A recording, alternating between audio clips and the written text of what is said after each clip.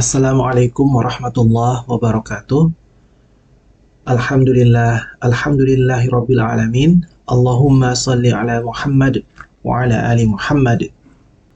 Teman-teman, di videoku kali ini aku ingin menanggapi salah satu video si Saifuddin Ibrahim yang membahas tentang nekrofilia ya, di mana dia menuduh bahwa Rasulullah Shallallahu Alaihi Wasallam pernah bersenggama dengan mayat. Videonya adalah yang ini ya, yang berjudul nekrofilia bernafsu senggama dengan mayat. Oke, kita lihat sekitar menit 2:15 ya. Nekrofilia adalah nafsu bersenggama dengan mayat. Apa yang saya sudah contohkan melakukan hal itu secara gamblang diceritakan secara otentik dalam literatur Islam.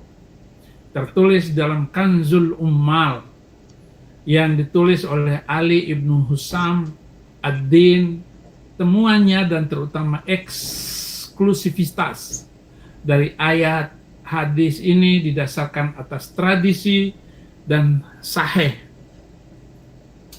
Kenapa? Karena dikisahkan oleh Ibnu Abbas. Saya Muhammad memakaikan padanya bajuku sehingga ia bisa memakai pakaian di sorga, dan saya menyetubuhinya di dalam kuburnya agar saya dapat meringankan siksa kubur. Ia adalah ciptaan Allah yang terbaik bagiku setelah Abu Thalib. Nah, itulah sang Nabi berkisah tentang Fatimah ibu Ali bin Abi Thalib. Sementara kata Arab untuk tidur adalah i'tijad, i'tajad, yang artinya secara harfiah adalah untuk berbaring. Nah, berbaring kata yang sama juga secara umum dipakai sesuai dengan konteks cerita, berarti untuk berhubungan seks. Oke, kita udah dapat poinnya ya. Dia mengutip riwayat yang berasal dari kitab Kanzul Ummal ya, yang tampilan kitabnya seperti ini ya. Oke, sebenarnya syubhat atau fitnahan yang disampaikan oleh si Udin ini adalah syubhat lama dan sudah basi ya. Dan juga sudah dijawab berkali-kali oleh para ulama dan beberapa YouTuber muslim.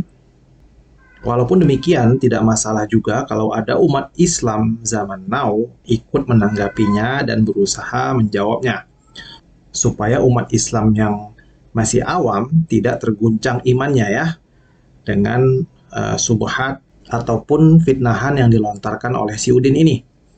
Oke. Selain di kitab Kanzul Ummal ini, riwayat yang mengatakan bahwa Rasulullah Shallallahu Alaihi Wasallam pernah meniduri atau menyetubuhi jenazah Fatimah binti Asad juga ada di kitab Al-Mustadrak karya Imam Al-Hakim Al-Naisaburi. Ya. Kitab Al-Mustadrak karya Imam Al-Hakim ini adalah kitab yang berisi kumpulan hadis Rasulullah Shallallahu Alaihi Wasallam yang diklaim penulisnya sudah sesuai persyaratan hadis Bukhari dan Muslim, walaupun Imam Bukhari dan Muslim tidak mengeluarkan hadis yang dimaksud ya. Tetapi sayangnya dan faktanya di dalam kitab Al-Mustadrak tersebut, selain terdapat hadis sahih dan hasan, juga terdapat cukup banyak hadis dhaif maupun palsu. Makanya ada beberapa ulama yang melakukan peninjauan atau pemeriksaan terhadap isi kitab Al-Mustadrak ini ya. Salah satunya adalah dilakukan oleh Imam Az-Zahabi di dalam kitabnya yang berjudul Talkhis Al-Mustadrak ya. Nah, hadis yang bercerita tentang perbuatan Rasulullah Shallallahu Alaihi Wasallam yang turun ke liang kubur Fatimah binti Asad ada di kitab Al-Mustadrak, terjemahan bahasa Indonesia terbitan Pustaka Azam jilid 6 ini ya, nomor 4574/172 di halaman 689. Sekarang kita lihat ya, langsung ke kitabnya. Kitab ini, kitab Al-Mustadrak ini bisa di-download ya dari internet karena sudah tersedia soft copy-nya di internet. Ya. Ini di jilid 6 kita menuju ke halaman 689. Nah, ini ya. Ini ada di nomor 4574/172. Aku bacakan hadisnya ya. Bukhair bin Muhammad Al-Haddad Al-Sufi menceritakan kepadaku di Makkah, Al-Hasan bin Ali bin Syabib Al-Ma'mari menceritakan kepada kami, Abdurrahman bin Amr bin Jabalah Al-Bahili menceritakan kepada kami, ayahku menceritakan kepada kami dari Az-Zubair bin Sa'id Al-Quraisy. Dia berkata, ketika kami sedang duduk bersama Sa'id bin Al-Musayyab, lewatlah di hadapan kami Ali bin Al-Husain. Aku tidak melihat keturunan Bani Hashim yang lebih ahli ibadah daripada dia. Lalu Sa'id berdiri menghampirinya dan kami mengikutinya. Setelah mengucapkan salam kepadanya dan dijawab olehnya, Sa'id berkata kepadanya, Ali bin Al-Husain, wahai Abu Muhammad, kabarkanlah kepada kami tentang Fatimah binti Asad bin Hashim, ibunda Ali bin Abi Thalib radhiyallahu anhu. Ali bin Al-Husain berkata, baik, ayahku menceritakan kepadaku. Dia berkata, aku mendengar Amirul Mukminin Ali bin Abi Thalib radhiyallahu anhu berkata, ketika Fatimah binti Asad bin Hashim wafat, Rasulullah Shallallahu Alaihi Wasallam mengkafaninya dengan jubahnya dan menyolatinya dengan bertakbir 70 kali. Lalu beliau turun ke kuburnya dan menunjuk ke sudut kubur seolah-olah meluaskannya lalu meratakannya. Kemudian beliau keluar dari kuburnya dengan kedua mata berlinang air mata. Lalu beliau menimbunnya dengan tanah. Setelah beliau meninggalkan kuburan, Umar bin Khattab radhiyallahu an bertanya kepadanya, wahai Rasulullah, aku melihatmu melakukan demikian terhadap perempuan ini, padahal engkau tidak melakukannya terhadap selain dia. Maka Nabi Shallallahu Alaihi Wasallam bersabda, wahai Umar, sesungguhnya perempuan ini seperti ibu yang melahirkanku.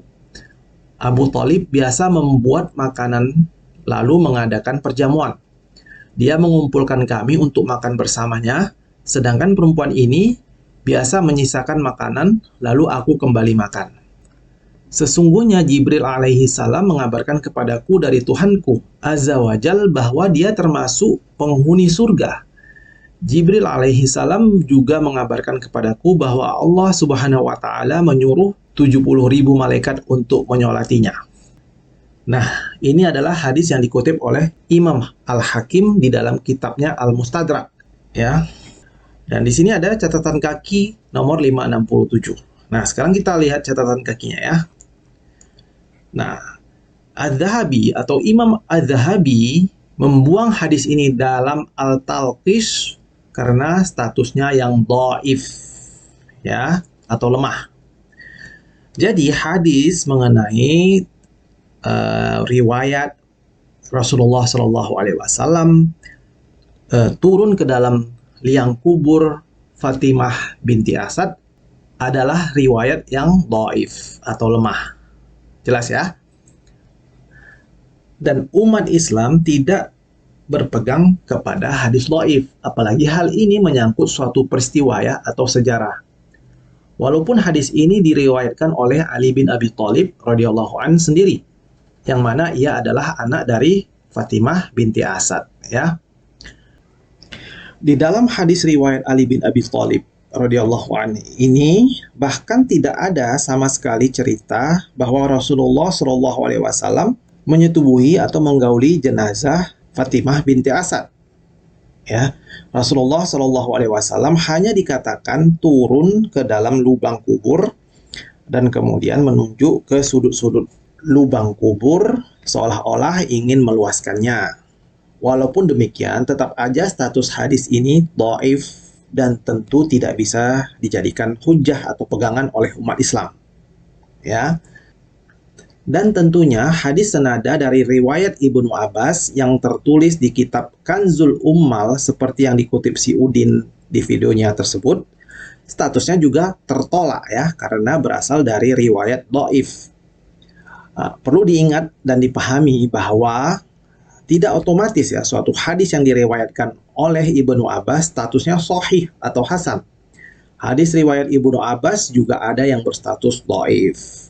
Oke. Tapi taruhlah hadis riwayat Ibnu Abbas yang ada di kitab Kanzul Ummal tersebut sahih atau hasan. Di dalam matan hadisnya ada kata ittaja'a. Kata ittaja'a tersebut maknanya adalah berbaring miring atau tidur dengan posisi badan miring yang umumnya miring ke kanan ya. Dan kata ittaja'a tersebut tidak serta-merta bermakna tidur dalam pengertian bersetubuh atau berhubungan badan. Lagian kondisi jenazah Fatimah binti As'ad saat itu sudah dikafani dengan gamis beliau. Baru kemudian Rasulullah SAW berbaring bersamanya. Dan pada saat itu ada beberapa orang yang mengantarkan jenazah dan menyaksikan peristiwa tersebut secara bersama-sama, termasuk Ali bin Abi Thalib radhiyallahu an yang merupakan putra almarhumah sendiri ya. Kalau sampai Rasulullah SAW melakukan persetubuhan dengan jasad almarhumah, pasti sudah terjadi percekcokan dan pertentangan dari orang-orang di sekitar situ ya, terutama dari putra almarhumah sendiri. Lagi pula Rasulullah SAW justru memuji kebaikan almarhumah selama hidupnya terhadap beliau. Masa kemudian beliau menistakan almarhumah seperti itu? Cuma orang-orang nggak waras ya yang percaya pada cerita seperti ini ya. Makanya ini nasihatku ya kepada Saifuddin Ibrahim dan oten-oten penghujat lainnya. Stop atau setidaknya kurangi ya membaca kitab suci kalian yang isinya memang banyak bercerita tentang kecabulan dan kemesuman, supaya otak kalian tidak terus-terusan tercemar dengan kecabulan. Oke, demikian ya teman-teman videoku kali ini. Mudah-mudahan bisa menjadi tambahan ilmu bagi kita, terutama bagi saudara-saudara muslim kita yang mungkin bisa saja terguncang ya, atau terpengaruh keimanannya karena mendengar fitnahan atau syubhat yang dilontarkan oleh si Saifuddin Ibrahim, si penghujat ini ya. Terima kasih, semoga bermanfaat. Dukung terus channel-channel muslim yang ada di YouTube supaya kita bisa bersama-sama membentengi iman umat Islam ya, terutama yang ada di Indonesia. Wallahu a'lam bishawab. Wassalamualaikum warahmatullahi wabarakatuh.